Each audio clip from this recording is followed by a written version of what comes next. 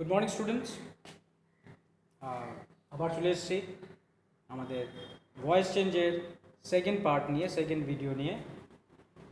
Video বলতে হয়, part সঠিক নয়, কারণ আমাদের আগের দিন একটা ভিডিও অনেকটাই লম্বা হয়ে যাওয়ায় আমরা একটা পর্যায় পর্যন্ত গিয়ে বন্ধ করে দিয়েছিলাম।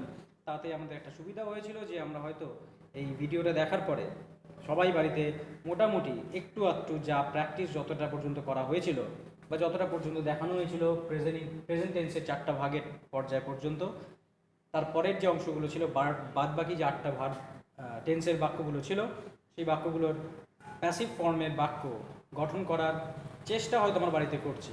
আর চেষ্টা করার ফলে স্বাভাবিকভাবে তোমাদের অনেকেই হয়তো করতেও পেরেছো বা অনেকের কাছে হয়তো কিছু না কিছু কনফিউশন থেকে গেছে।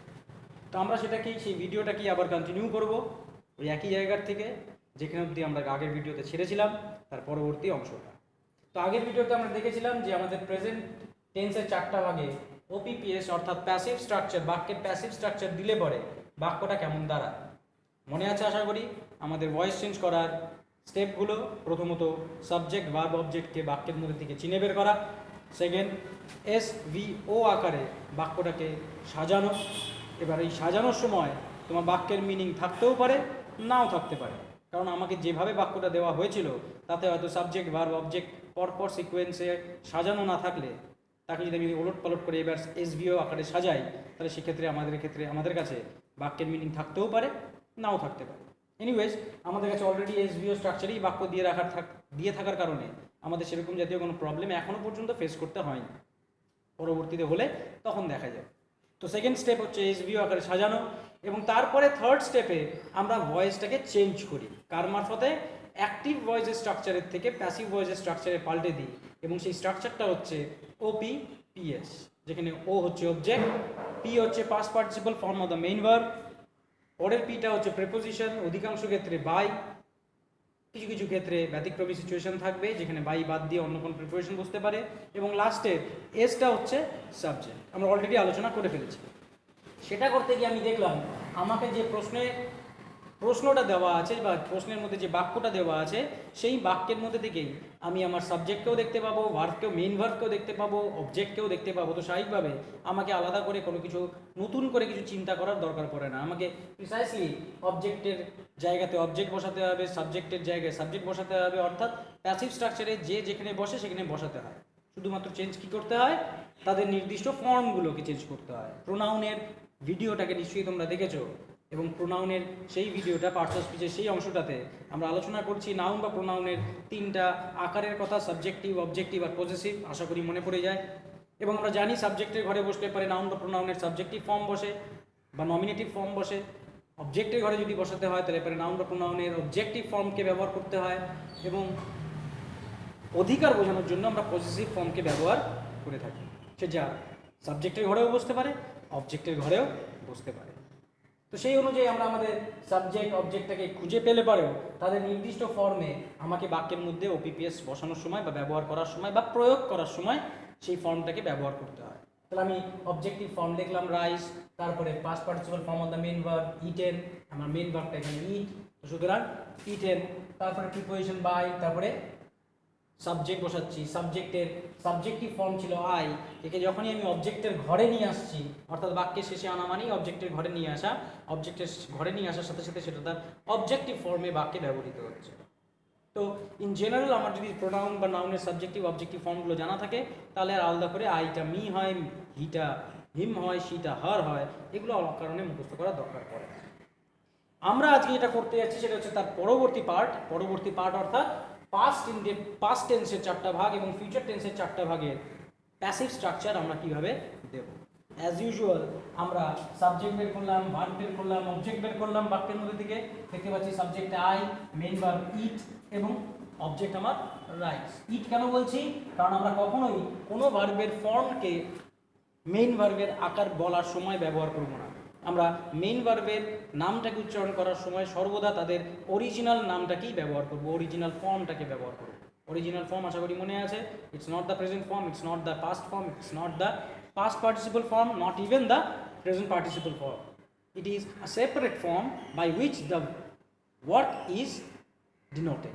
তো সুতরাং আমরা যে নামে ওই ভার্বটাকে চিনি, যেভাবে ওই কাজটাকে চিহ্নিত করা হয় যে নাম দিয়ে, সেই নামটাকে আমরা এখানে কি বলছি? অরিজিনাল নাম বলছি। তাহলে এই ভার্বটার অরিজিনাল ফর্মটা কি? ইট। তো সুতরাং ইট ভার্বের আমাকে কি বসাতে হবে? Past participle form. এই দেখো আমার পাস্ট পার্টিসিপল ফর্ম। এবার আমরা নর্মাল পদ্ধতিতে ওপিপিএস প্রয়োগ করলাম, যেটা আমার নীল রঙের দাগ দেওয়া বাদ দিয়ে যে অংশগুলো দেখা যাচ্ছে সেটা আমার ওপিপিএস এর structure. O P P S, O P P S, O P P S, প্রত্যেকটা ক্ষেত্রেই তাই দেখা যাচ্ছে। মাঝখানে যেটা বসছে সেটা কি? Auxiliary verb. কেন? কারণ আগের দিন এটাও বলেছিলাম যে পাস্ট পার্টিসিপল এবং প্রেজেন্ট পার্টিসিপল ফর্মের নিজস্ব কোনো সম্পূর্ণ মানে হয় না।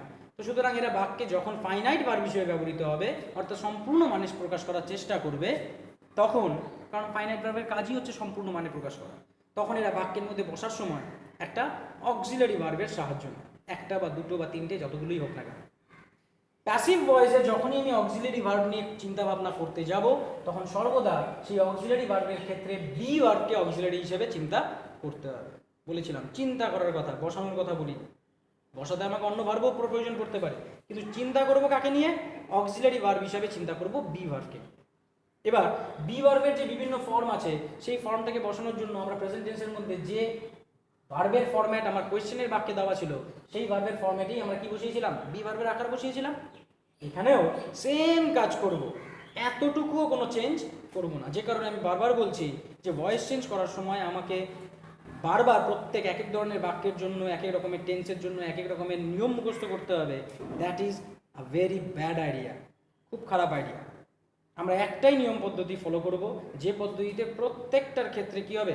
কার্যকর হবে। So that can be termed as rule. Rule তো তাই, যেটা সবার জন্য প্রযোজ্য, নাকি এই কয়েকটার জন্য এটা রুল, এই কয়েকজনের জন্য এটা রুল, এই কয়েকজনের জন্য এটা রুল, এরকমভাবে রুল তৈরি হয় নাকি? না, এটা তো রুল তৈরি হয় না। তো সুতরাং এখানে দেখতেছি মেইন ভার্বের কোন আকার বসে আছে? পাস্ট আকার বসে আছে। তো সুতরাং বি ভার্বের আমি কোন আকার বসাবো? পাস্ট আকার বসাবো।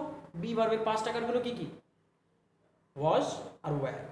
এবার ওয়াজ বসে থার্ড পারসন সিঙ্গুলার নাম্বারের ক্ষেত্রে, আর ওয়্যার বসে যে কোনো প্লুরালের ক্ষেত্রে বা ইউ এর ক্ষেত্রে। তো সুতরাং এখানে আমি যেহেতু দেখছি সাবজেক্টের ঘরে, সাবজেক্ট নয়, সাবজেক্টের ঘরে রাইস বসে আছে, আর রাইস হচ্ছে কালেকটিভ নাউন, কালেকটিভলি একে ব্যবহার করা হয়। তো এই সবসময় কি? সিঙ্গুলার। এবং থার্ড পারসন কেন? কারণ ফার্স্ট পারসনের মধ্যে আছে আই আর উই, সেকেন্ড পারসনে আছে ইউ, তাহলে আই উই ইউ বাদ দিয়ে যে কোনো কিছুই কি? Third person. আর থার্ড পারসন হওয়ার কারণে, থার্ড পারসন সিঙ্গুলার হওয়ার কারণে এরপরে আমি কি ব্যবহার করছি? ওয়াজকে ব্যবহার করছি, ওয়্যারকে না। তো এটা তো আমার বেসিক, এটা তো আমরা আগের থেকেই জানি যে কোথায় ওয়াজ বসবে, কোথায় ওয়্যার বসবে, সেই অনুযায়ী সাবজেক্টের ঘরে যেটা বসে আছে সেই নাউন বা প্রোনাউনটা কোন পারসন কোন নাম্বার, এটা দেখে নিয়েই আমরা কি করি? সবসময় ভার্বের আকারটাকে নির্ধারণ করি। তো সেম পদ্ধতিতে আমরা এখানেও কি করছি? তাই করছি। আশা করি আমার কথাটা বোঝা গেছে। সুতরাং এই বাক্যের মধ্যে বি ভার্বের ওয়াজ ফর্মটাকেই আমরা কি করব? ব্যবহার করব। রাইস বাদ দিলে যদি অন্য কোনো প্লুরাল নাউন হতো তাহলে কি বসতো? ওয়্যার বসতো। আর ওয়াজ বসাও চাই ওয়্যার বসাও, পাস্ট ফর্ম কিনা? অবশ্যই পাস্ট ফর্ম বি ভার্বের। কেন পাস্ট ফর্ম? কারণ এখানে আমার বাক্যের মধ্যে মেইন ভার্বের পাস্ট ফর্ম বসে আছে, ইট ভার্বের পাস্ট। সেকেন্ড বাক্যে আসলাম, সেকেন্ড বাক্যের ক্ষেত্রে দেখলাম আবার ওয়াজ ইটিং বসে আছে, আবার ওপিপিএস, তার আগে ওপিপিএস প্রয়োগ করলাম। ওপিপিএস প্রয়োগ করলে হলো রাইস ইটেন বাই মি, একই স্ট্রাকচার, সেম আগে যা করে এসেছি। এবারে পাস্ট পার্টিসিপল ফর্ম একা একা বাক্যে বুঝতে পারে না, কারণ তার নিজস্ব কোনো সম্পূর্ণ মানে নেই। তো সুতরাং তার মানেটাকে প্রকাশ করার জন্য সে একটা অক্সিলারি সাহায্য নেবে অন্তত পক্ষে। তাহলে অক্সিলারি হিসেবে যখন চিন্তা করব প্যাসিভ ভয়েসে, শুধুমাত্র কোন ভার্বের কথা চিন্তা করব? বি ভার্বের। বি ভার্বের কোন ফর্ম বসবে? ঠিক যে ফর্মে আমার মেইন ভার্বের কোয়েশ্চেনের বাক্যের ভার্বটা বসে আছে, সেই ফর্মটাই আমি এখানে ব্যবহার করব। কোয়েশ্চেনের বাক্যের ভার্ব বলতে আমি কোনটাকে বোঝাবো? সম্পূর্ণ ভার্বাল গ্রুপটাকে, কিন্তু তাই না? টোটাল ভার্বাল গ্রুপটাকে চিহ্নিত করতেছি। মানে মেইন ভার্ব শুদ্ধ যে আকৃতিতে আমার ভার্বটা বসে আছে। তাহলে ভার্ব বলতে শুধুমাত্র অক্সিলারি ভার্ব না কোয়েশ্চেনের বাক্যে। ভার্ব বলতে বোঝাচ্ছি সম্পূর্ণ যেটা ভার্বাল গ্রুপ, সেটা মেইন ভার্ব, অক্সিলারি ভার্ব সমন্বয় যেটা ভার্বাল গ্রুপটা তৈরি করেছে, সম্পূর্ণ ভার্বের গ্রুপটাকে নিয়ে আমি এবার চিন্তা করব। সেটা চিন্তা করতে গিয়ে কি দেখলাম? মেইন ভার্বের শেষে কি যুক্ত হয়েছে? আইএনজি। আর মেইন ভার্বের পরিবর্তে আমরা এখানে অক্সিলারি ভার্বের আকার বসাচ্ছি। এখানে মেইন ভার্বের আকার বসে আছে, এখানে আমি কোন ভার্বের আকার বসাচ্ছি? অক্সিলারি ভার্বের। অক্সিলারি ভার্ব হিসেবে কোন ভার্বের আকার বসাচ্ছি? বি ভার্বের। কারণ প্যাসিভ ভয়েসে অক্সিলারি ভার্ব হিসেবে কোন ভার্বকে নিয়ে চিন্তা করতে হয়? বি ভার্বকে নিয়ে। তাহলে এখানে মেন ভার্বের যে আকার বসে আছে এখানে আমাকে অক্সিলারি ভার্বেরও হুবহু সেই আকৃতি ব্যবহার করতে হবে। তাহলে এখানে ফাইনাইট ভার্বটার আকৃতি কি? মেন ভার্বের শেষে আইএনজি, তার আগে বি ভার্বের পাস্ট ফর্ম। তাহলে একই রকমভাবে মেন ভার্বের জায়গায় খালি বি ভার্বের কথাটা চেঞ্জ করলে পরে আমার ভার্বের ফর্মটা এখানে অক্সিলারি ভার্ব হিসেবে কি হবে? ব্যবহৃত হবে। দেখো এখানে মেন ভার্বের শেষে আইএনজি ছিল, আমি এখানে বি ভার্বের শেষে কি করেছি? আইএনজি ব্যবহার করেছি। বি ভার্বের শেষে আইএনজি এবং তার আগে মেন ভার্বের শেষে আইএনজির আগে ছিল বি ভার্বের প্রেজেন্ট ফর্ম। তাহলে এখানেও আমি বসালাম বি ভার্বের প্রেজেন্ট ফর্ম। বি ভার্বের শেষে আইএনজি, তার আগে বি ভার্বের প্রেজেন্ট ফর্ম। একদম আগেরটারই মতো, খালি ভার্বের ফর্মটা কি হচ্ছে? চেঞ্জ হচ্ছে। কোথাও প্রেজেন্ট, কোথাও প্রেজেন্ট পার্টিসিপল, কোথাও বা পাস্ট পার্টিসিপল, কোথাও বা পাস্ট ইত্যাদি। নেক্সট বাক্য আবার ওপিপিএস প্রয়োগ করলাম। As it is rice eaten by me দাঁড়ালো। রাইস ইটেন বাই মি পরে আমি দেখতেছি ইটেন একা একা বুঝতে পারবে না, তার জন্য অক্সিলারি ভার্ব লাগবে। কোন ভার্বকে অক্সিলারি হিসেবে চিন্তা করব? প্যাসিভ ভয়েসে বি ভার্বকে আমি অক্সিলারি হিসেবে চিন্তা করি। তো সুতরাং বি ভার্বের আকার কোন আকারে বসাবো? কোয়েশ্চেনে দেওয়া বাক্যের ভার্বের যে আকার বসে আছে সেই সম্পূর্ণ ভার্বের আকারটা কি আমি বি ভার্বের অক্সিলারি আকার হিসেবে ব্যবহার করব। কি হবে আকারটা? মেন ভার্বের পাস্ট পার্টিসিপল, তার আগে হ্যাভ ভার্বের পাস্ট ফর্ম বসে আছে। তাহলে এখানেও বি ভার্বের পাস্ট পার্টিসিপল, তার আগে হ্যাভ ভার্বের পাস্ট ফর্ম ব্যবহার করব। বি ভার্বের পাস্ট পার্টিসিপল বিন, তার আগে হ্যাভ ভার্বের পাস্ট ফর্ম। বোঝা যায়? তারপরের বাক্যটাতে দেখতেছি ওপিপিএস প্রয়োগ করার পরে অক্সিলারি ভার্ব যখন বসাচ্ছি তখন দেখতে পাচ্ছি মেন ভার্বের শেষে আইএনজি। তাহলে এখানেও আমি কি বসাবো? বি ভার্বের শেষে আইএনজি, তার আগে বি ভার্বের পাস্ট পার্টিসিপল। তাহলে তার আগে বি ভার্বের পাস্ট পার্টিসিপল বসে, তার আগে হ্যাভ ভার্বের পাস্ট ফর্ম, তার আগে হ্যাভ ভার্বের পাস্ট ফর্ম বসে। হুবহু মিলে গেছে। অক্সিলারি ভার্বের ফর্মটা ওই ভার্বের ফর্মের সঙ্গে হুবহু মিলে যাবে, সেম ক্যাটাগরিতে বসবে। আশা করি বোঝা যায়। নেক্সট বাক্যতে আসি, অর্থাৎ ফিউচার টেন্সেস। চলে গেল, শেষ হয়ে গেল পাস্টের চারটা ভাগ। ভার্বের ফর্ম বসিয়েছি, ঠিক যেরকমভাবে প্রেজেন্টের আকার আকৃতিতে প্যাসিভ ফর্ম দিয়েছিলাম, অক্সিলারি ভার্বের আকার দিয়েছিলাম, হুবহু সেম পদ্ধতিতে আমরা পাস্ট ফর্মেরও প্যাসিভ ফর্মের আকৃতি দিয়েছি। ফিউচারের ক্ষেত্রে কি করব? নতুন কিছু না, কোনো নতুন না, সেম সেই ওপিপিএস এসভিও খুঁজে বার করলাম, বের করে ওপিপিএস প্রয়োগ করলাম, রাইস ইটেন বাই মি আসলো। এবার আমি অক্সিলারি ভার্ব বসাবো। কোন আকারে বসাবো? ঠিক যে আকারে প্রশ্নের বাক্যের অক্সিলারি ভার্বের ফর্ম বসে আছে। ভার্বের ফর্মটা কি? মেন ভার্বের কোন ফর্ম? কোন ফর্ম? মেন ভার্বের original form. This is not the present form, এটা অরিজিনাল ফর্ম। কেন অরিজিনাল ফর্ম? কারণ ভার্বের চ্যাপ্টার, ভার্বের ভিডিওটা দেখে নিয়ে মনে পড়ে যাবে। সেখানে বলেছিলাম মোডাল ভার্ব এমন এক প্রজাতির ভার্ব যারা একটা নির্দিষ্ট নিয়ম মেনে চলে। 13টা মোডাল, তারা সর্বদা নিজেরা একটা নিয়মে চলে। সেই 13টা মোডালের নিয়মটা কি? যে মোডাল ভার্বের পরে যদি কোনো ভার্বকে তোমাকে ব্যবহার করতে হয় তাহলে সেই ভার্বের অরিজিনাল ফর্ম ছাড়া অন্য কোনো ফর্মকে তুমি ব্যবহার করতে পারবে না। সুতরাং উইল বা উড দুটোই মোডাল, শ্যাল বা শুড দুটোই মোডাল। তোমার উইল বসাও, শ্যাল বসাও, যাই বসাও না কেন মোডাল ভার্ব। আর মোডাল ভার্ব হওয়ার কারণে তারপরে যে কোনো ভার্বে কোন আকার বসে? অরিজিনাল আকার। তাহলে এখানে আমি কোন আকারটা ব্যবহার করেছি? অরিজিনাল আকার। কিন্তু এখানে ব্যবহার করেছিলাম কোন আকারটা? প্রেজেন্ট ইনডেফিনিটে প্রেজেন্ট আকার। কারণ প্রেজেন্ট ইনডেফিনিট টেন্সে ভার্বের কোন আকার বসে? প্রেজেন্ট আকার বসে। তাহলে এটা আমার অরিজিনাল আকার, এবং অরিজিনাল আকারের আগে উইল অথবা শ্যাল ব্যবহৃত হয়েছে। শ্যাল অথবা উইল ব্যবহার করি আমরা ফিউচার সেন্সটাকে কি করি? কার্যকর করি। তো একই রকমভাবে তাহলে আমি ভার্বের জায়গায় কোন ভার্বকে ব্যবহার করবো? অক্সিলারি ভার্ব বসাচ্ছি।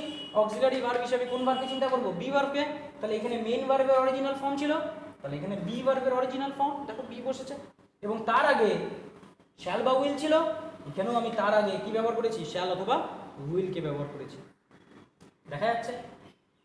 বোঝা যাচ্ছে কথাটা? আশা করি কথাটা বোঝা যাচ্ছে। নেক্সট বাক্যে চলে আসি। সেখানে গিয়ে দেখলাম এসভিও খুঁজে বের করলাম, ওপিপিএস প্রয়োগ করলাম, করার পরে যখন অক্সিলারি বসাতে গেলাম, অক্সিলারি বসানোর সময় আমি কোয়েশ্চেনে দেওয়া বাক্যের ভার্বের প্যাটার্ন দেখতে গেলাম। দেখতে গিয়ে কি দেখলাম? দেখলাম মেন ভার্বের শেষে আইএনজি যুক্ত হয়েছে, আমি বি ভার্বের শেষে আইএনজি যুক্ত করে দিয়েছি। তার আগে বি ভার্বের অরিজিনাল ফর্ম বসে আছে, তার আগে বি ভার্বের অরিজিনাল ফর্ম বসিয়ে দিয়েছি অ্যাজ ইট ইজ, যা ওখানে আছে তাই এখানে করছি। এবং এরও আগে শ্যাল অথবা উইল মোডালকে ব্যবহার করা হয়েছে, আমি এরও আগে শ্যাল অথবা উইলকে মোডাল হিসেবে ব্যবহার করব। একই ঘটনা, কোনো চেঞ্জ নেই। তারপরের বাক্যের মধ্যে মেন ভার্বের পাস্ট পার্টিসিপল বসে আছে, তো এখানেও আমি বি ভার্বের পাস্ট পার্টিসিপল বসালাম, মানে মেইন ভার্বের যে ফর্মটা আছে সেটার পরিবর্তে কোন ফর্ম বসাবো, বি ভার্বের ফর্ম বসাবো। তার সাথে যে অক্সিলারিগুলো আছে তারা অ্যাজ ইট ইজ যেরকমভাবে বসে আছে সেই নির্দিষ্ট আকার নিয়েই ব্যবহৃত হবে। তার আগে হ্যাভ ভার্বের অরিজিনাল ফর্ম বসছে, তাহলে আমিও হ্যাভ ভার্বের অরিজিনাল ফর্ম বসালাম। অরিজিনাল কেন বসলো, কেননা তার আগে শ্যাল অথবা উইল বসে আছে, কারণ কোশ্চেনে দেওয়া বাক্যের মধ্যেও শ্যাল বা উইল বাক্যের মধ্যে ব্যবহৃত আছে মোডাল থাকার কারণে। তাহলে এখানে রাইসের পরেও হ্যাভ বসেছে, কিন্তু এখানে কিন্তু রাইসের পরে হ্যাজ বসেছিল। কারণটা কি, কারণ থার্ড পারসন সিঙ্গুলারের পরে সবসময় বাক্যে ভার্বের প্রেজেন্ট ফর্ম বসে বা সিঙ্গুলার ফর্ম বসে ভার্বের। হ্যাজ ফর্মটা হচ্ছে হ্যাভ ভার্বের সিঙ্গুলার ফর্ম, আর প্লুরাল ফর্মটা কি, হ্যাভ ফর্ম। তো এক্ষেত্রে যেহেতু মোডাল আছে, মোডালের পরে আমরা কখনোই তার প্রেজেন্ট ফর্ম বা পাস্ট ফর্ম বা অন্য কোনো ফর্মকে ব্যবহার করতে পারবো না, আমাকে সর্বদা কোন ফর্মকে ব্যবহার করতে হবে, অরিজিনাল ফর্মকে। তো সেই কারণের জন্য উইল বা শ্যালের পরে আমি হ্যাভ রাইস থাকা সত্ত্বেও এখানে হ্যাজ ব্যবহার করলাম না, এখানে কি ব্যবহার করলাম, হ্যাভ। কারণ হ্যাভ বা হ্যাজের অরিজিনাল ফর্মটা কি, কি নামে চিনি সেই ভার্বটাকে, হ্যাভ ভার্ব বলেই পরিচিত। তো চলে আসছি লাস্ট বাক্যের মধ্যে, সেখানেও আমি দেখলাম মেন ভার্বের শেষে আইএনজি যুক্ত আছে, তাহলে এখানেও আমি মেন বি ভার্বের শেষে আইএনজি যুক্ত করলাম। তার আগে বি ভার্বের পাস্ট পার্টিসিপল ফর্ম, তাহলে এর আগে আমি বি ভার্বের পাস্ট পার্টিসিপল ফর্ম বসালাম। তার আগে হ্যাভ ভার্বের অরিজিনাল ফর্ম, তাহলে এর আগে আমি হ্যাভ ভার্বের অরিজিনাল ফর্ম বসালাম। তার আগে শ্যাল অথবা উইল মোডালকে ব্যবহৃত হয়েছে, তাহলে এর আগে শ্যাল অথবা উইলের মোডাল ফর্মটাকেই ব্যবহার। একই রকমভাবে যেহেতু শ্যাল বা উইল মোডাল, সেই কারণে তারপরের ভার্বটা অরিজিনাল ফর্মে বসছে। তাহলে এখানে original form, original form, original form, original form কেন, কারণ প্রত্যেকটা ক্ষেত্রেই শ্যাল অথবা উইলকে আমাকে বাক্যের মধ্যে রাখতে হবে ফিউচার টেন্স হওয়ার কারণে। তো আমার কথাটা আশা করি তোমরা সবাই বুঝতে পারছো। আমরা 12টা টেন্সেরই বাক্যকে এখানে পর টেন্স ওয়াইজ প্যাসিভ ফরম্যাটে পাল্টেছি, এবং খেয়াল করে দেখো প্রতি ক্ষেত্রে আমাদের প্যাসিভ ফরম্যাটে পাল্টানোর নিয়ম কিন্তু একটাই ছিল, সেটা কি, ওপিপিএস প্রয়োগ করা এবং তারপরে অক্সিলারি হিসেবে বি ভার্বকে নিয়ে চিন্তা ভাবনা করা। তো আরও একবার বলছি, যখন তুমি বি ভার্বকে অক্সিলারি হিসেবে ব্যবহার করছো তখন মেইন ভার্ব, প্রশ্নে দেওয়া বাক্যের মেইন ভার্বটা যে আকারে বসে আছে হুবহু সেই আকারে বি ভার্বকে ব্যবহার করতে হবে। আর মেইন ভার্বের সাথে যে অক্সিলারিগুলো বসে আছে সেই অক্সিলারিগুলোকে টেন্স অনুযায়ী, সাবজেক্ট অনুযায়ী আমাকে নির্দিষ্ট আকৃতিতে ব্যবহার করতে হবে। মানে ওক্ষেত্রে অক্সিলারি ভার্বের কোনো কিছু চেঞ্জ হচ্ছে না, অক্সিলারি ভার্ব কোনো চেঞ্জ হয়েছে, খালি সাবজেক্ট অনুযায়ী চেঞ্জ হয়েছে। আই ছিল তো হ্যাভ হয়েছে, রাইস আছে তো হ্যাজ হয়েছে। কেন, কারণ হ্যাজটাও প্রেজেন্ট ফর্ম হ্যাভ ভার্বের, হ্যাভটাও প্রেজেন্ট ফর্ম। তাহলে হ্যাভ বসছে বা হ্যাজ বসছে চিন্তা না করে হ্যাভ ভার্বের প্রেজেন্ট ফর্ম বসছে, এটাকে মনে রাখলে পরে তোমার কাজটা সুবিধা হয়ে যাবে। খালি সাবজেক্ট অনুযায়ী হ্যাভ ভার্বের কোন প্রেজেন্ট ফর্মটা ব্যবহৃত হয় সেটাকে বসাতে হবে, রাইস থাকলে পরে হ্যাভ ভার্বের কোন প্রেজেন্ট ফর্ম বসবে সেটাকে বসাতে হবে।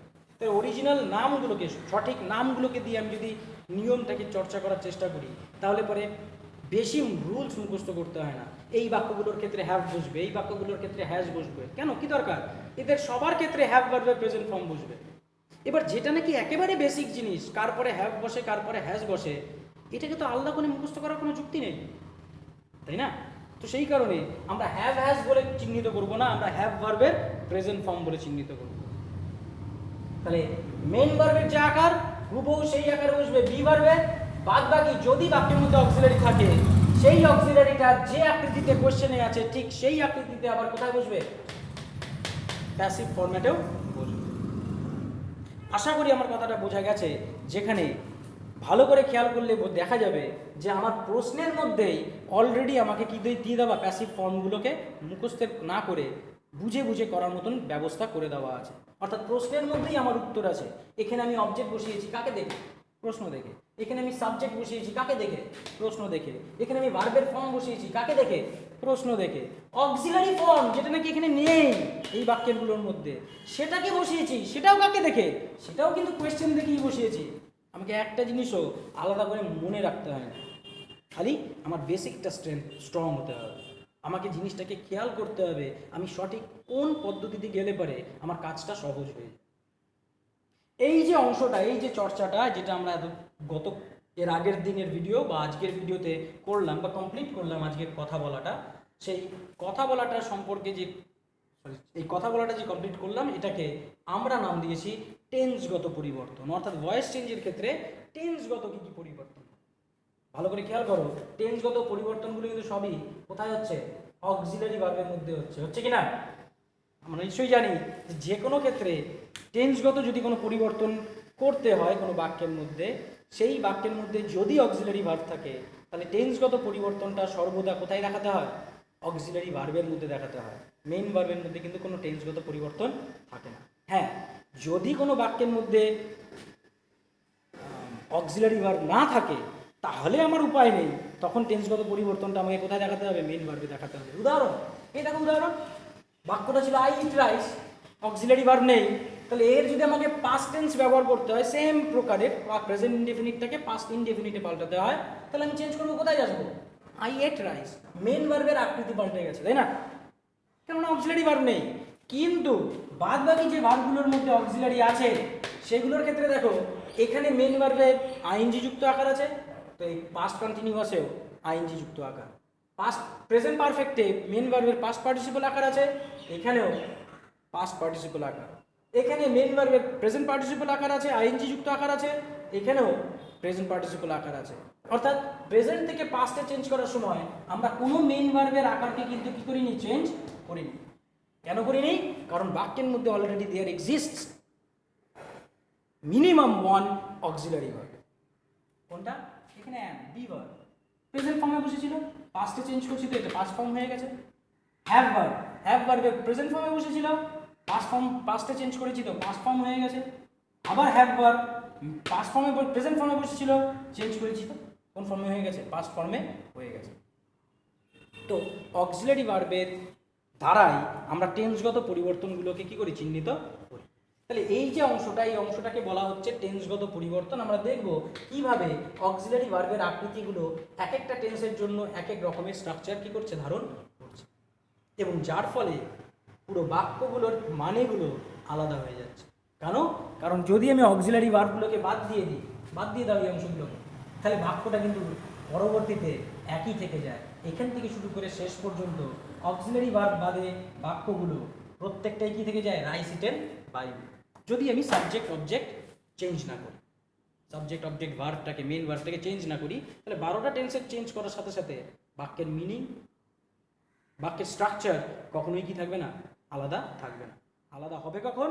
অক্সিলারি ভার্ব যেই ঢুকলো, সঙ্গে সঙ্গে প্রত্যেকটা টেন্সের স্ট্রাকচার আলাদা হয়ে গেল, যার ফলে বাক্যের মিনিংও কি হয়ে যায়? আলাদা হয়ে যায়। টেন্সগত দিক দিয়ে, সময়ের ভিত্তিতে, কাজটা কখন করা হয়েছে তার ভিত্তিতে বাক্যের মানেটা কি হয়? আলাদা হয়। কারণ এখানে অবজেক্ট যা ছিল, যে কাজ করেছিল, যার দ্বারা করা হয়েছিল, যার উপরে প্রয়োগ করা হয়েছিল, যে কাজটা করা হয়েছিল, কোনোটার ক্ষেত্রেই তো আলাদা না। তাহলে আলাদাটা কি? আলাদাটা হচ্ছে আমি এখন খাচ্ছি, নাকি আমি অতীতে কোনো এক সময় খাচ্ছিলাম, নাকি আমি ভবিষ্যতে কোনো এক সময় খেতে থাকবো, নাকি আমি খেয়েছি, নাকি আমার খাওয়া হয়ে গেছে, নাকি আমি অনেক দিন আগে খেয়েছিলাম, নাকি আমি ভবিষ্যতে কোনো এক সময় খাওয়া হয়ে গিয়ে থাকবে। এই জাতীয় টাইমটা চেঞ্জ হয়, কাজটা চেঞ্জ হওয়ার, কাজের সময়টা চেঞ্জ হয়।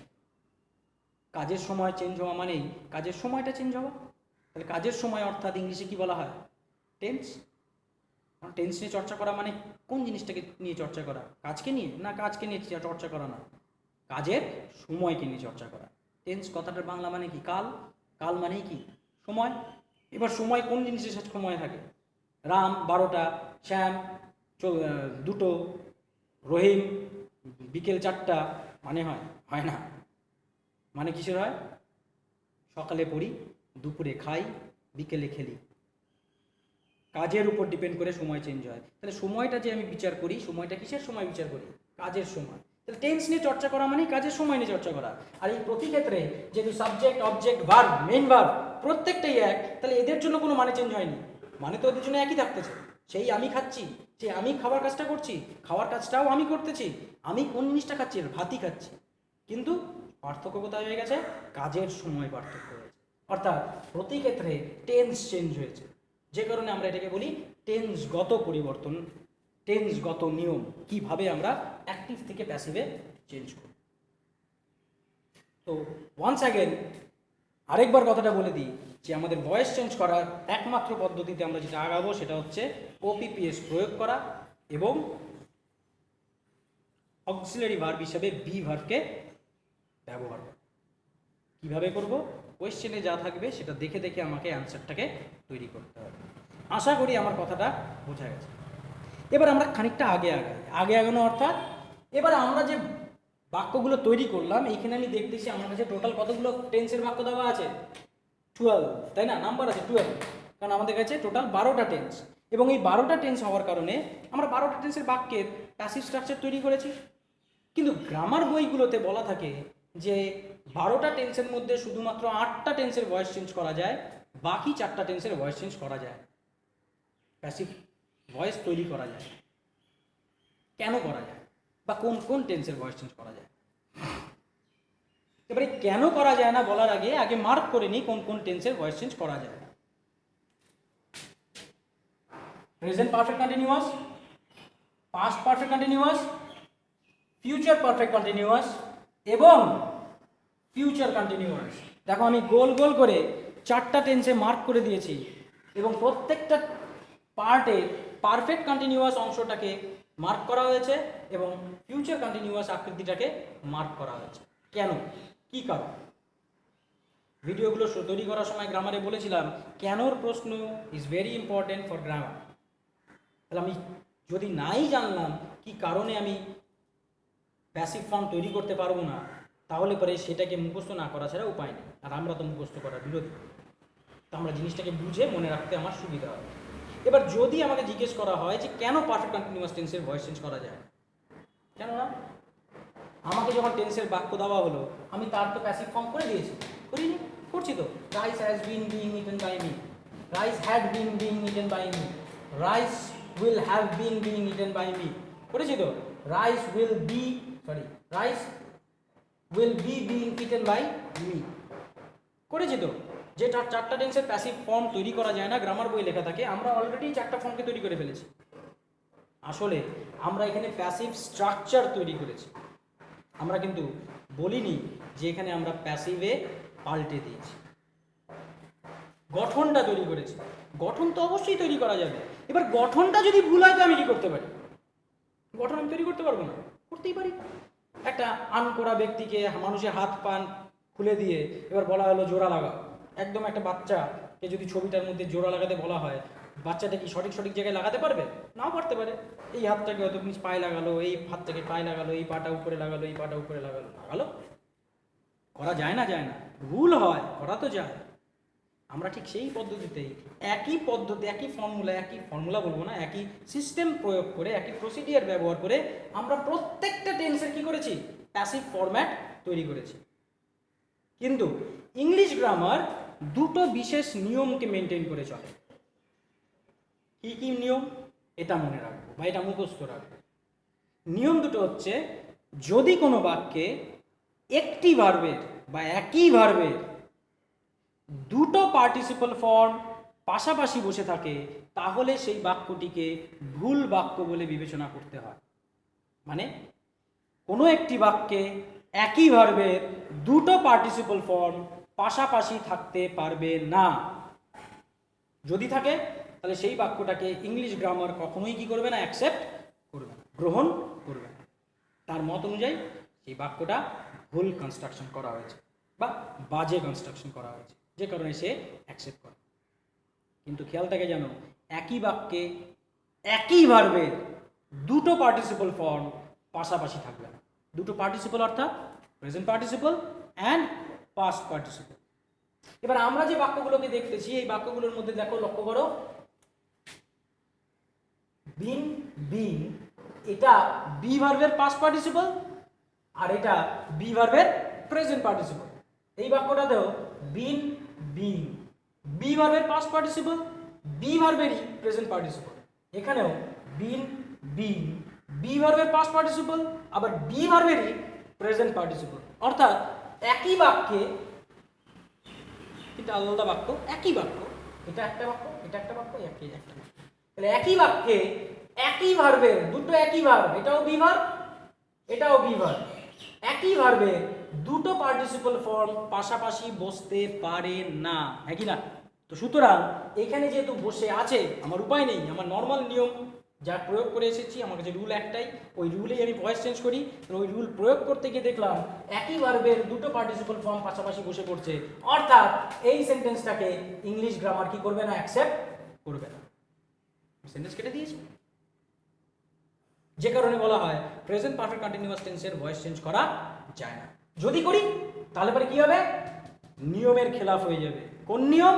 একই বাক্যে একই ভার্বের দুটো পার্টিসিপল ফর্ম পাশাপাশি বসতে পারে। Same goes for past perfect continuous, same goes for future perfect continuous, কারণ এই ক্ষেত্রেও একই ভার্বের দুটো পার্টিসিপল ফর্ম পাশাপাশি বসে আছে। তাহলে এই বাক্যটাও কি হবে না, অ্যাকসেপ্টেড হবে না। আবার এই বাক্যটাও অ্যাকসেপ্টেড হবে না। কথাটা বোঝা গেছে আশা করি। কিন্তু খেয়াল করে দেখো, আমি কিন্তু দুটো আলাদা আলাদা ভার্বের দুটো আলাদা আলাদা পার্টিসিপল ফর্ম বাক্যে বসাতেই পারি। যেমন বি ভার্বের পাস্ট পার্টিসিপল, ইট ভার্বের প্রেজেন্ট পাস্ট পার্টিসিপল, এটাও পাস্ট পার্টিসিপল, এটাও পাস্ট পার্টিসিপল। বি ভার্বের প্রেজেন্ট পার্টিসিপল, বি ভার্বের পাস্ট পার্টিসিপল। কোনো আপত্তি আছে? না, নিয়মে তো বলেনি যে আলাদা আলাদা ভার্বের পার্টিসিপল ফর্ম পাশাপাশি বসবে না, এটা বসতেই পারে, ডাজন্ট ম্যাটার। প্রবলেম কোথায়? যদি একই ভার্বের দুটো পার্টিসিপল ফর্ম পাশাপাশি বসে, তাহলে সেক্ষেত্রে প্রবলেম। সেটা কখনোই তুমি ইংরেজি গ্রামারের মধ্যে দেখতে পাবে না। আর সেই কারণেই একই ভার্বের দুটো পার্টিসিপল ফর্ম পাশাপাশি থাকায় এই present perfect continuous, past perfect continuous আর ফিউচার পারফেক্ট কন্টিনিউয়াসের আমরা কি পাচ্ছি না, প্যাসিভ স্ট্রাকচার তৈরি করতে পারি না, বা তৈরি করা হয় না। পারি না বলা যাবে না, তৈরি করতে পারি, কিন্তু তৈরি করলে পারেও সেটা কি হয়ে যাবে, ভুল হয়ে যাবে। বোঝা গেছে? নেক্সট যে কথাটা সেটা হচ্ছে ফিউচার কন্টিনিউয়াস টেন্সের বাক্যটার কেন হবে? সেখানে তো আমার দুটো পার্টিসিপল ফর্ম একই ভার্বে পাশাপাশি বসে নেই।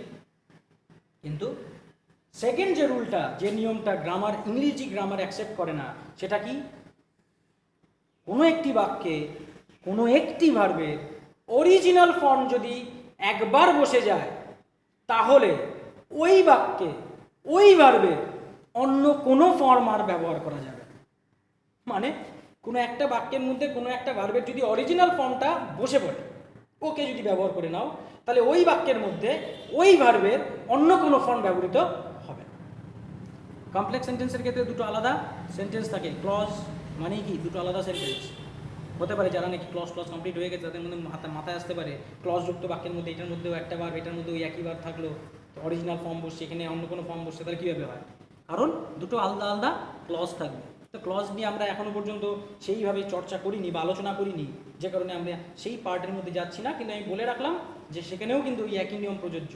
তাহলে একটা বাক্য মানে একটা ছোট্ট বাক্যাংশ, যেটাকে আমি সম্পূর্ণ বাক্য বলতে পারবো। সাবজেক্ট, ভার্ব, অবজেক্ট, সাবজেক্টের ঘর, ভার্বের ঘর, অবজেক্টের ঘর, এইটুকু হচ্ছে আমার কি বাক্যাংশ বা বাক্য। এইটুকুর মধ্যে একই ভার্বের অরিজিনাল ফর্ম যদি একবার বসে যায়, তাহলে ওই বাক্যে ওই ভার্বের অন্য কোনো ফর্ম আর বসতে পারবে না। কিন্তু ফিউচার কন্টিনিউয়াসের ক্ষেত্রে ঘটনাটা মেলেনি বা সে মেনে চলেনি। কেন? কারণ আমি দেখতে পাচ্ছি বি ভার্বের অরিজিনাল ফর্ম বসছে, উপায় নাই, কারণ মোডালের পরে অরিজিনাল ফর্ম ছাড়া অন্য কোনো ফর্ম বসানো যাবে না। অরিজিনাল ফর্ম বসছে, আর তারপরেই আবার একটা কি দেখা যাচ্ছে, বি ভার্বেরই অন্য আরেকটা ভার্বের অন্য আরেকটা ফর্ম দেখতে পাওয়া যাচ্ছে। এই ক্ষেত্রে প্রেজেন্ট পার্টিসিপল ফর্ম, এখানে যদি পাস্ট ফর্ম থাকে তাহলেও হবে না, প্রেজেন্ট ফর্ম থাকে তাহলেও হবে না, পাস্ট পার্টিসিপল ফর্ম থাকে তাহলেও হবে না। আর যাই থাক না কেন, অরিজিনাল ফর্মের পরে যে কোনো একটা ফর্ম তো বসে আছে, সেটাকে ইংরেজি গ্রামার কখনোই কি করবে না, অ্যাকসেপ্ট করবে না। তো যে কারণে আমি ফিউচার কন্টিনিউয়াস টেন্সের প্যাসিভ স্ট্রাকচার তৈরি করতে পারি, নো প্রবলেম, তৈরি করে দিলাম, কিন্তু স্ট্রাকচারটা কি হয়ে যায়, ভুল হয়ে যায়। যে কারণে বলা হয় ফিউচার কন্টিনিউয়াস টেন্সেরও কি করা যায় না, প্যাসিভ ভয়েস তৈরি করা যায় না। তাহলে দুটো নিয়ম। এক নম্বর নিয়ম, কোনো একটি বাক্যে একই ভার্বের দুটো পার্টিসিপল ফর্ম পাশাপাশি বসতে পারবে না, এটা এক নম্বর নিয়ম। দুই নম্বর নিয়মটা কি, কোনো একটি বাক্যে কোনো একটি ভার্বের অরিজিনাল আকার যদি একবার বসে যায়, তাহলে ওই বাক্যে ওই ভার্বের অন্য কোনো ফর্ম আর ব্যবহার করা যাবে না। যদি এমন কোনো স্ট্রাকচারে বাক্যকে দেখতে পাই, এই দুটোর মধ্যে কোনো একটা স্ট্রাকচারে বাক্যকে দেখতে পাই, তাহলে পরে বাক্যটাকে ভুল বাক্য বলেই কি করব, আমরা বিবেচনা করব। সেই কারণে যে নর্মাল নিয়মে আমরা ভয়েস চেঞ্জ করে এসেছি, সেই নর্মাল নিয়ম ছাড়া আমাদের ভয়েস চেঞ্জ করার কোনো গতি নেই, রাস্তা নেই। এবং যার ফলে ওই নর্মাল নিয়ম প্রয়োগ করলে পারে এই দুটো নিয়মকে এই চারটা টেন্স মেনে চলে না। সুতরাং এই চারটা টেন্সের আমি কী করতে পারবো না, ভয়েস চেঞ্জ করতে পারবো। যে কারণে গ্রামার বইয়ের মধ্যে বলে দেওয়া থাকে কোনো সময় present perfect continuous tense, past perfect continuous tense বা ফিউচার পারফেক্ট কন্টিনিউয়াস টেন্সের এবং ফিউচার কন্টিনিউয়াস টেন্সের ভয়েস চেঞ্জ করা যায় না। আজকে আমরা জেনে নিয়েছি কেন যায় না, কী কারণে ভয়েস চেঞ্জটা করা যায়। এই যে টোটাল আলোচনা, আশা করি আমার আলোচনাটা বোঝা গেছে। এবার তোমার চোখের সামনে 8টা টেন্স সামনেই আছে, 3টা প্রেজেন্ট টেন্সে, 3টা পাস্টের আর দুটো ফিউচার। তাহলে 3, 3, 6 আর 2, 8টা টেন্স। এই 8টা টেন্সের যে ভয়েস চেঞ্জ, এই 8টা টেন্সের ভয়েস চেঞ্জের টেন্সগত পরিবর্তনটা এর পরবর্তীতে যে কোনো বাক্যের ক্ষেত্রেই কী হবে, প্রযোজ্য হবে। তাহলে এই টেন্সগত পরিবর্তন যতদিন না তোমাদের প্র্যাকটিস ভালো মতন হচ্ছে ততদিন পর্যন্ত পরবর্তী ধাপে আগাবা না। কোন জিনিসটা প্র্যাকটিসের কথা বলছি, ওপিপিএস ব্যবহার করাটা ইজ ভেরি সিম্পল। খালি আমাকে প্রোনাউনের সাবজেক্টিভ আর অবজেক্টিভ ফর্ম আমাকে জানতে হয়। পাস্ট পার্টিসিপল ফর্ম আমার ঝরঝরে মুখস্থ করা নিশ্চয়ই আছে। যা মনে রাখতে হবে অক্সিলারি হিসেবে বি ভার্বের ব্যবহারটাকে। আরও একবার, প্রশ্নের মধ্যে মেইন ভার্বের যা আকার সেটাই থাকবে বি ভার্বের আকৃতি, আর বাদ বাকি যদি অক্সিলারি ভার্ব থাকে তাহলে সেই অক্সিলারি ভার্বগুলো নির্দিষ্ট টেন্স, নির্দিষ্ট সাবজেক্ট অনুযায়ী সেম আকৃতিতে কী হবে, ব্যবহৃত হবে। তাহলে এখানে আমি দেখে দেখে আমি অক্সিলারি ভার্বটাকে বি ভার্ব হিসেবে কী করব, ব্যবহার করব। এই পদ্ধতিতে বাড়িতে যথেষ্ট পরিমাণে চর্চা করো। আমরা দুটো ভিডিও নিতে বাধ্য হলাম, কারণ আমাদের ইন্ট্রোডাকশন আর এই অংশটাকে আলোচনা না করে আমরা পরবর্তী স্টেপে যেতে পারবো। পরবর্তী স্টেপ অর্থাৎ আমরা টেন্সগত নিয়ম জানছি, কিন্তু বাক্যের যে মানেগত দিক দিয়ে বিভিন্ন রকমের প্রকারভেদ আছে। বাক্যের টেন্সগত দিক দিয়ে 12 রকমের প্রকারভেদ, 12টা টেন্সের বাক্য পাওয়া যায়, তাই না? কিন্তু মানেগত দিক দিয়ে আমাদের কাছে 5 রকমের বাক্য আছে। একটা অ্যাসার্টিভ, একটা ইম্পারেটিভ, একটা অপটেটিভ, একটা এক্সক্লেমেটরি, আর একটা কি, ইন্টারোগেটিভ। এই যে 5 রকমের বাক্য, এই 5 রকমের বাক্যের 5 রকমের বাক্যের স্ট্রাকচার থাকবে। সব জায়গায় তো আর এসভিও স্ট্রাকচার থাকবে না। তাহলে সেই বাক্যগুলোকে আমি কিভাবে চেঞ্জ করব? পদ্ধতি একই, এসভিও খুঁজে বের করা, এসভিও আকারে সাজানো, ওপিপিএস প্রয়োগ করা, অক্সিলারি হিসেবে বি ভার্বকে ব্যবহার। এবার তার সাথে এই পদ্ধতিটাকে প্রয়োগ করে ভয়েস চেঞ্জ তো হয়ে যাবে, যাতে আমার অ্যান্সার কারেক্ট হয় এদের সাথে সামান্য সামান্য প্রত্যেক বাক্যের মধ্যে কিছু কিছু অ্যাডিশনস থাকবে। সেই অ্যাডিশনগুলোকে নিয়েই আমাদের অন্য অন্য বাক্যগুলোকে সম্পর্কে আলোচনা চলবে। কিন্তু সেই আলোচনা করার জন্য আমরা পরের ভিডিওতে কথা বলবো, কারণ এর পরবর্তীতে এক একটা বাক্যের জন্য আমরা এক একটা করে ভিডিও আপলোড করব। তার আগে পর্যন্ত নতুন একটা সাবজেক্ট নাও, সাবজেক্ট হিসাবে হিকে ব্যবহার করো। নতুন একটা ভার্ব নাও, মেইন ভার্ব হিসাবে প্লেকে ব্যবহার করো। নতুন একটা অবজেক্ট নাও, অবজেক্ট হিসাবে ফুটবল বা ক্রিকেট বা অন্য কোনো খেলাকে ব্যবহার করো, বা অন্য কোনো ভার্বকে ব্যবহার করো। মানে সাবজেক্ট ভার্ব অবজেক্ট, আমি যেখানে subject I, verb eat, main verb eat আর অবজেক্ট রাইসকে নিয়ে বাক্যটাকে 12টা টেন্সে ভাগ করেছি, তোমরাও এভাবেই 12টা টেন্সে বাক্যগুলোকে অন্য সাবজেক্ট, অন্য ভার্ব, অন্য অবজেক্ট নিয়ে ভাগ করো। তাকে ওপিপিএস এর স্ট্রাকচারে চেঞ্জ করো, অক্সিলারি হিসেবে বি ভার্বের স্ট্রাকচার প্রদান করো, দিয়ে বাড়িতে প্র্যাকটিস করো ভালো করে, যাতে এর পরের চ্যাপ্টারগুলোতে, পরের টপিকগুলোতে আলোচনা করতে আমাদের কোনো অসুবিধা না হয়। তবে আমাদের কাছে 5টা যে মানেগত বিভেদ বাক্যের পাওয়া যায়, এই 5টার মধ্যে একটা বাক্য কিনে অলরেডি আলোচনা হয়ে গেছে। সেটা কি? এসভিও। এই যে এসভিও স্ট্রাকচারটা, এটা কোন ধরনের বাক্যের স্ট্রাকচার? 5টা বাক্যের মধ্যে অ্যাসার্টিভ সেন্টেন্সের স্ট্রাকচার বা ডিক্লারেটিভ বা বর্ণনামূলক বাক্যের, যেগুলোতে আমরা কিছু বর্ণনা করি, কিছু ডিক্লারেশন দিই, এই জাতীয় বাক্যের যে স্ট্রাকচার, সেটাই হচ্ছে এসভিও স্ট্রাকচার। তাহলে এসভিও স্ট্রাকচারটা একাধারে অনেক কিছু। এসভিও হচ্ছে ইংরেজির বেসিক স্ট্রাকচার, এসভিও হচ্ছে অ্যাসার্টিভ সেন্টেন্সের স্ট্রাকচার, এসভিও হচ্ছে অ্যাক্টিভ ভয়েসের স্ট্রাকচার। মানে একই এসভিও দিয়ে এই 3 রকমের মানেকে আমরা কি করতে পারি? প্রকাশ করতে পারি। 3 রকমভাবে এসভিও স্ট্রাকচারটাকে ব্যাখ্যা করতে পারি। সেটা অ্যাক্টিভ ভয়েসেরও স্ট্রাকচার, সেটা বেসিক স্ট্রাকচার, সেটাই আবার অ্যাসার্টিভ সেন্টেন্সেরও স্ট্রাকচার। তো সুতরাং আমরা অ্যাসার্টিভ সেন্টেন্সের যে পদ্ধতি, সেটাও এই টেন্সগত পরিবর্তনের মধ্যে দিয়েও কিন্তু অলরেডি আলোচনা করে ফেলেছি। তুমি পৃথিবীর যে কোনো অ্যাসার্টিভ সেন্টেন্সকে এই দুটো ভিডিও দেখে ভালো করে বুঝে চর্চা করে তুমি চেঞ্জ করার চেষ্টা করো, তোমার হবে না এমন কোনো বাক্য খুঁজে পাবে না। তবে হ্যাঁ, সঠিকভাবে সাবজেক্ট চিনতে হবে, সঠিকভাবে অবজেক্ট চিনতে হবে, সঠিকভাবে ভার্বকে চিনতে হবে, একদম বেসিক প্রিলিমিনারি স্টেজ। মানে বাক্যের মধ্যে একটা মাত্র অবজেক্ট দিয়ে বাক্য হবে, ছোটো ছোটো বাক্য। তুমি চেঞ্জ করা প্র্যাকটিস করো, আমরা ধীরে ধীরে ধীরে ধীরে আরও কমপ্লিকেটেড বাক্যের মধ্যে যাব, যেটাও কমপ্লিকেটেড এই কারণের জন্য কারণ এর তুলনায় complicated, but it is also very simple. কেন সিম্পল? কারণ আমরা যে পদ্ধতিতে এই বাক্যগুলোর ভয়েস চেঞ্জ করছি, একই পদ্ধতিতে ওই বাক্যগুলোর ভয়েস চেঞ্জ করবো, একটাই নিয়ম।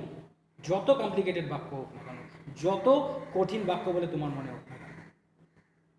তাহলে আমাদের কাছে 8টা টেন্সের আমরা বাক্য পাচ্ছি যার ভয়েস চেঞ্জ করা সম্ভব, কিন্তু তাই বলে তুমি কখনোই বলতে পারো না যে প্যাসিভ ভয়েস আমি করতে পারবো না, এই বাক্যটা ভুল, প্যাসিভ স্ট্রাকচারটা ভুল, কিন্তু এই স্ট্রাকচারটা কি ভুল না। তাহলে পারফেক্ট কন্টিনিউয়াস টেন্সগুলোর অ্যাক্টিভ ভয়েসের স্ট্রাকচার একদম কারেক্ট, আর তারা দুজন কিন্তু এরা কিন্তু ওই দুটো নিয়মের প্রত্যেকটা নিয়ম মেনে চলে। কোনো জায়গায় একই ভার্বের দুটো পার্টিসিপাল ফর্ম ব্যবহৃত নেই, আবার কোনো জায়গায় অরিজিনাল ফর্মের পরে সেই ভার্বেরই অন্য কোনো আকারও ব্যবহৃত নেই। তাহলে অ্যাক্টিভ ভয়েসের স্ট্রাকচারগুলো কারেক্ট, কিন্তু এই বাক্যগুলোর প্যাসিভ ভয়েসের স্ট্রাকচারগুলো শুধুমাত্র ভুল। তো খাতার মধ্যে যদি তুমি নিজের কাছে লিখে রাখতে চাও, তাহলে কাটার সময় এখান থেকে কাটবে না, কারণ এটা তো কারেক্ট বাক্য, এটা কেন কাটতে যাবো? কাটবো শুধুমাত্র কোনটা? এটা। তো তুমি বলবো স্যার এটা তো ভুল, তাহলে এটা লিখবো কেন? লিখবো এই কারণের জন্য যাতে মাথায় থাকে যে আমি তার প্যাসিভ স্ট্রাকচার দিতে পারি, সেটা স্ট্রাকচারটা ভুল হওয়ার কারণে তাকে বলা হয় প্যাসিভ ভয়েস হয় না। তবে দেওয়া যায়, স্ট্রাকচার তৈরি করা যায়, স্ট্রাকচারটা ভুল থাকে। আশা করি আমার কথাটা এতদূর পর্যন্ত বোঝা গেছে। আমরা আমাদের ভয়েস চেঞ্জের এই সেকেন্ড পার্টটাকে বলা যায় ইন্ট্রোডাক্টরি পার্টটাকে দুটো ভিডিওর মধ্যে দিয়ে শেষ করলাম। এই ভিডিওটারও নাম তোমরা ওই ইন্ট্রোডাকশন বেসিক্স বলেই বলা থাকবে, টেন্সগত নিয়ম বলেই বলা থাকবে, কিন্তু ইট ইজ ভেরি ইম্পর্ট্যান্ট, কারণ আগামী দিনের যে বাকি যে 5 রকমের বাক্যের সম্পর্কে কথা বলতে যাচ্ছি, সেই প্রত্যেকটা বাক্যের মধ্যে এই জিনিসটা প্রতিটার মধ্যে প্রযোজ্য হবে, প্রয়োগ করতে হবে। তো সুতরাং তোমরা ভালো মতন এই দুটো ভিডিওকে আগে বুঝে নাও। আমরা অবশ্যই এর কয়েকদিনের মধ্যে পরের ভিডিওটাকে আপলোড করব। Thank you very much.